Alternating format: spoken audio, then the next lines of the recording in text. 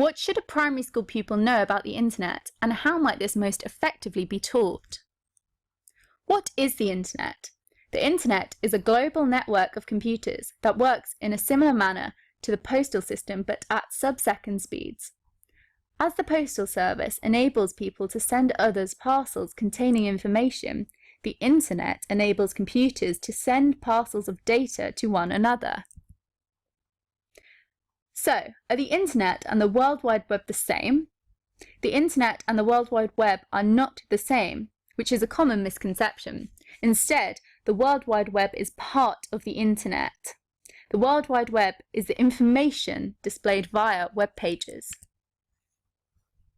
When learning about the internet, children need to simultaneously learn about e-safety.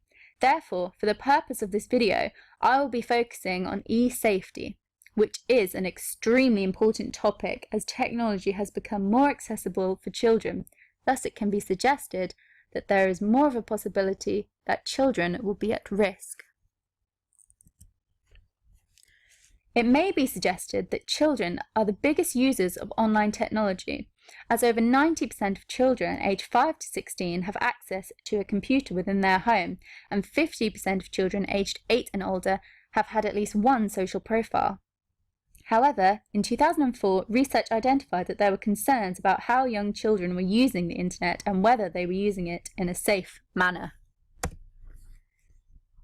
Due to the increase of children using technology, children of the modern society can be referred to as digital natives. According to Bector, young people need to learn about e-safety when they are introduced to technology so that they understand how to keep safe online. Additionally, the national curriculum makes reference to children keeping safe online in Key Stages 1 and 2. Social media can possess dangers to children and can expose them to inappropriate content and irresponsible users. An additional aspect of e-safety is online conduct.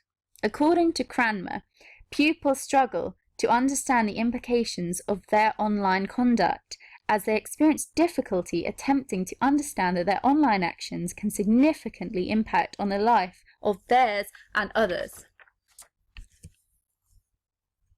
During my teaching placement at school, they were aware that many of the pupils were already using social media. Thus, head teachers asked class teachers in Key Stage 2 to implement circle time within their classrooms in order to discuss the negative effects that cyberbullying can have on people's lives, which linked to PSHE. The class teacher identified real examples of cyberbullying and informed children of the detrimental consequences that cyberbullying had on people's lives. This appeared to shock some pupils, which reinforced the idea that children struggle to understand how throwaway comments that they make online can severely affect the confidence and well-being of the individuals that they are directed at.